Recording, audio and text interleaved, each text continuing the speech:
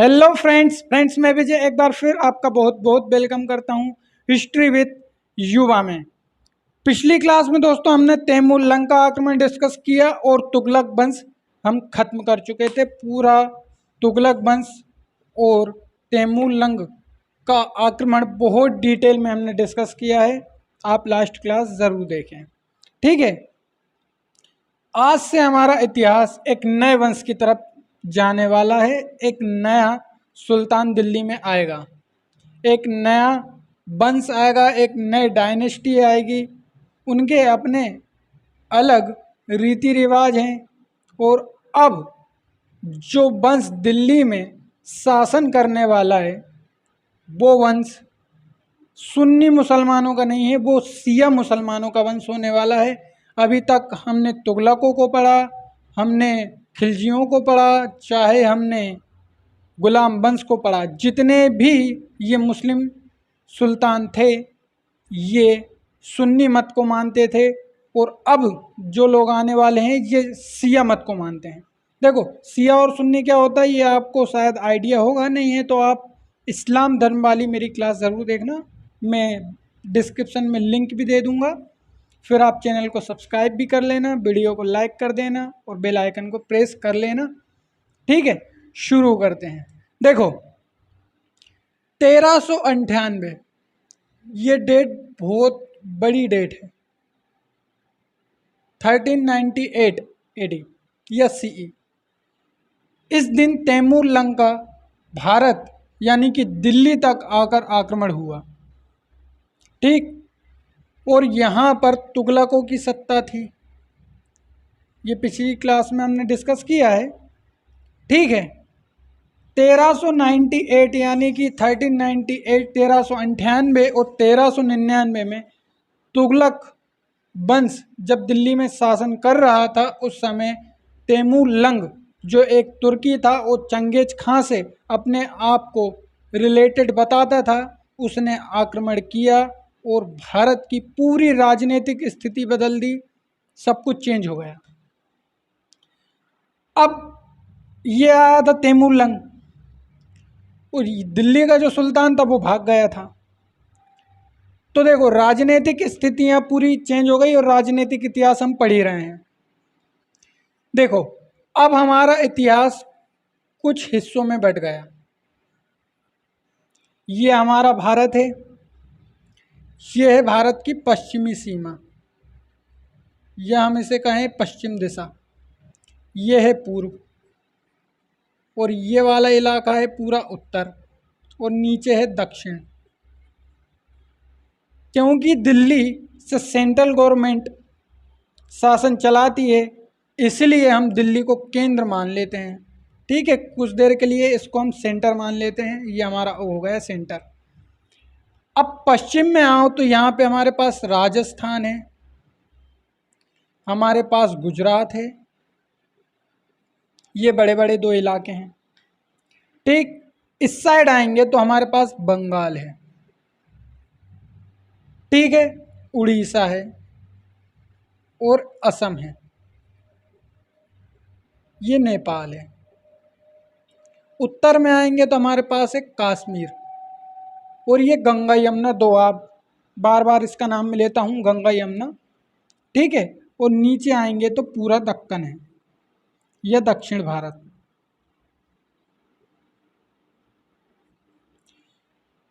अब इसका आक्रमण हुआ तैमूर लंग का, बहुत खतरनाक आक्रमण, तो पूरी राजनीतिक स्थितियां बदल गई, ठीक है। अब राजस्थान का जो इतिहास है वो राजपूतों के साइड हो गया। गुजरात में भी स्वतंत्र सत्ता की स्थापना राजपूतों ने की, ठीक है।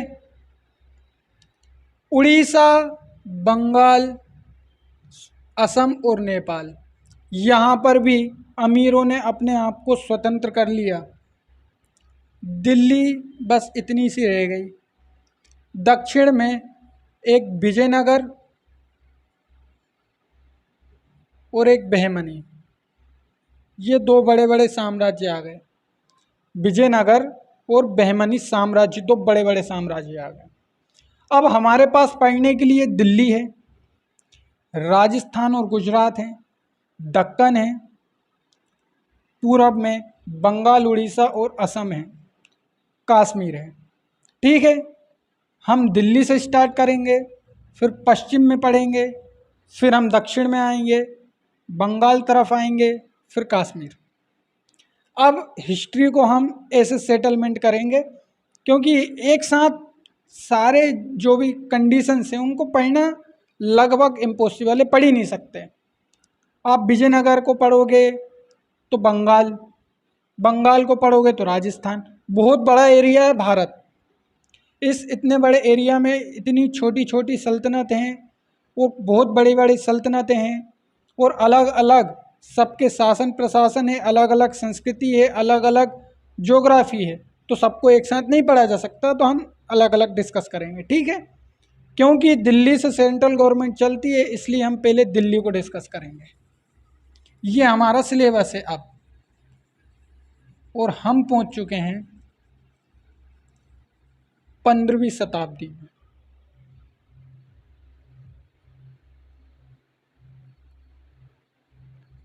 यानी कि 1400 से 1500 तक, ये हमारी 15वीं शताब्दी है। ठीक है दोस्तों, देखो 1398 में तैमूर लंग का आक्रमण हुआ। दिल्ली का जो सुल्तान नासिरुद्दीन महमूद तुगलक था, वो भागकर या तो बुलंदशहर या गुजरात, दो नाम मिलते हैं, इधर चले गया। अब भाई ये तो भाग गया, लेकिन तैमूर लंग जैसे ही वापस गया, ये पीछे से वापस आ गया। कहते हम तो सुल्तान हैं आज भी, ऐसा थोड़ी भाग गए, वो तो कोई दिक्कत थी इसलिए भाग गए थे, नहीं तैमूर लंग कहाँ लग रहा हमारे आगे, ऐसा बोल के वापस आ गया नासिरुद्दीन महमूद तुगलक। अब दोस्तों हुआ क्या कि खिज्र खां, ये मुल्तान का सूबेदार था। आजकल मुल्तान पाकिस्तान में इधर ऊपर साइड है, मैं इधर लिख दे रहा हूँ राजस्थान के, क्योंकि मेरा मैप समझ रहे हो। तो खिज्र खां को वो सूबेदार बना के गया था मुल्तान का, तैमूर लंग। खिज्र खां को लगा कि 1414 में अब तुगलकों के बस का नहीं रहा कि सल्तनत को चलाया जा सके। इसने तुगलकों से सत्ता को छीन लिया और सैयद वंश की स्थापना कर दी, नया वंश सैयद। और इनकी सबसे बड़ी बात यह है कि ये शिया मुस्लिम है।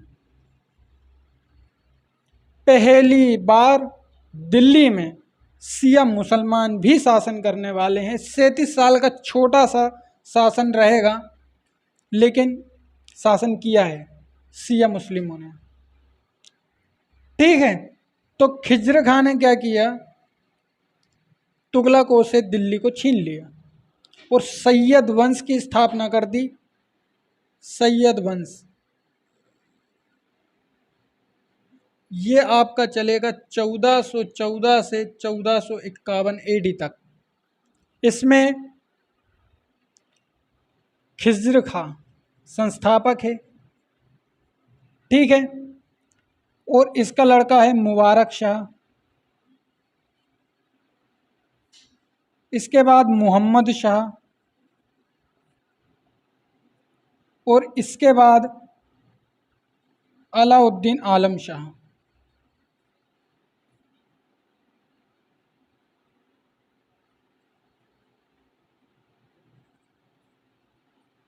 ठीक, खिज्र खां 1414 से 1421, आलम शाह 1421 से 1434, ये 34 से 35 शासन करता है, और ये चलेगा अपना 35 से 51 तक। ठीक, अब इनमें पढ़ने लायक जो व्यक्ति है वो है खिज्र खां, मुबारक शाह, और एक व्यक्ति है अलाउद्दीन आलम शाह। इसको छोड़ देंगे हम। देखो अब कहानी ये है कि तैमूर लंग आया, इसको खिज्र खां को मुल्तान का सूबेदार बनाया, इसने दिल्ली पर आक्रमण किया और दिल्ली को तुगलकों से छीन लिया। ठीक है, खिज्र खां सुल्तान है। खिज्र खां ये कह रहा है कि ये अपन शाहरुख जो तैमूर का या तो नाती है या तो पोता है या तो लड़का है, तीनों नाम मिलते हैं। बहुत कंफ्यूजन है यार, अलग अलग इतिहासकार अलग अलग चीज़ें दे देते हैं, डेटा दे देते हैं। कोई कहता है कि वो नाती है, कोई कहता है तैमूर का पोता है। तो शाहरुख मिर्जा, ठीक है, शाहरुख मिर्जा मध्य एशिया में शासन कर रहा था, शाहरुख मिर्जा। तो शाहरुख मिर्जा के अधीन रह के खिज्र खां शासन करता है दिल्ली का। अब भारत एक देश नहीं है, भारत एक राज्य है जो मध्य एशिया के अधीन है। ठीक है, खिज्र खां यहाँ पे शासन करने बैठ गया 1414। खिज्र खां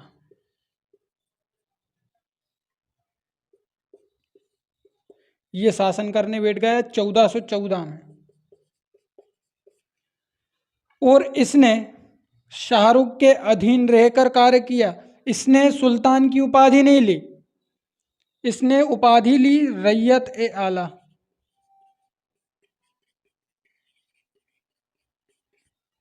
कहते सुल्तान टाइप के नहीं दिखते अपन, क्या पता तो इसने खिज्र खां ने सुल्तान की उपाधि ना लेकर रैयत ए आला की उपाधि ली। और ये सिया मत को मानने वाले मुसलमान थे। बस इतनी इसकी कहानी है, इससे ज़्यादा कुछ नहीं है। इसने एक काम किया था कि ये बहुत ईमानदार था, ईमानदार और उदार। तो जब ये मरा ना 1421 में, तो लोगों ने काले कपड़े पहने, शोक मनाया उस दिन। ठीक है, तो रैयत ए अला की उपाधि किसने ली थी? खिज्र खां ने ली थी। भारत में या दिल्ली में सिया मुसलमानों में सबसे पहला सुल्तान, एक तरीके से हम सुल्तान ही कहेंगे या शासक कहेंगे, वो व्यक्ति कौन था? तो वो था खिज्र खां। ठीक, ईमानदार और उदार था, इसलिए जब ये मरा तो काले कपड़े पहने लोगों ने उस शोक मनाया, क्योंकि अच्छा सुल्तान था।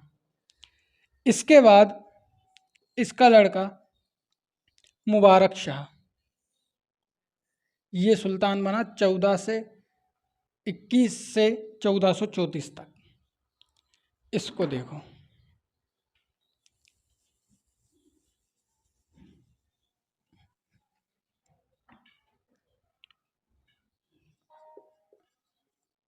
मुबारक शाह।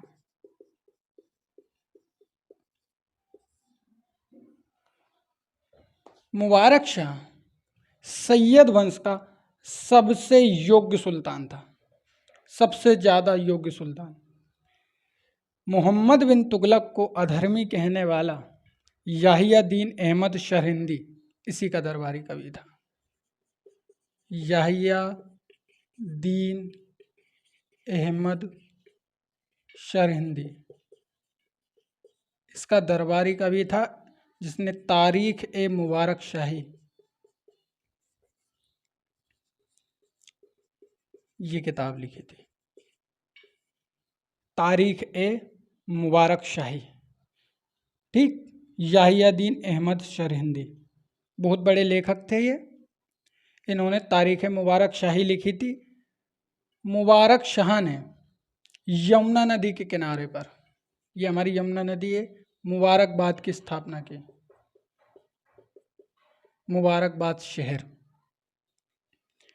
इसके बाद मोहम्मद शाह सुल्तान बना, लेकिन 34 से 35 तक शासन करता है, ज़्यादा कुछ खास था नहीं उसके उसमें। इसके बाद अलाउद्दीन आलम शाह सुल्तान बना। अलाउद्दीन आलम शाह को सरवर उल मुल्क, इसका वजीर, अलाउद्दीन आलम शाह का वजीर था सरवर उल मुल्क आलम शाह। सरवर उल मुल्क ये वजीर था, इससे डर लगता था। अब सुल्तान ये व्यक्ति ना होकर ये है, क्योंकि आलम शाह जब गद्दी पर बैठा तो इसी ने इसकी हेल्प की थी, और जो हेल्प करेगा, जो किंग बनवाएगा, शासन तो उसका है।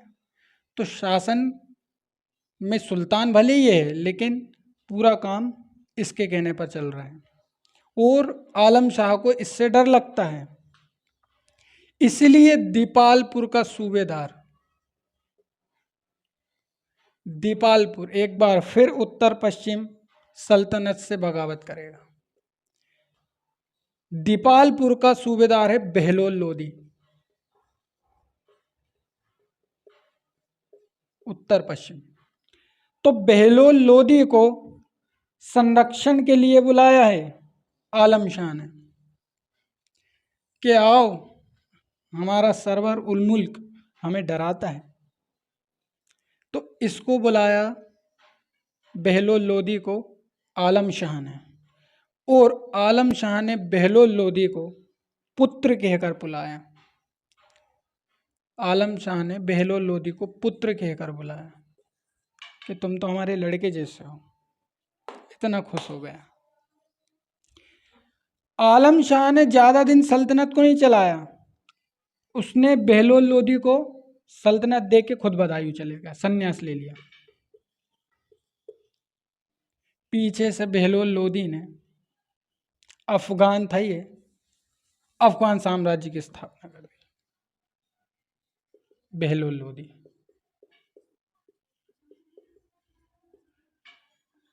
ठीक, अब दिल्ली में अफगान साम्राज्य की स्थापना हो गई। सैयद वंश 37 साल में खत्म।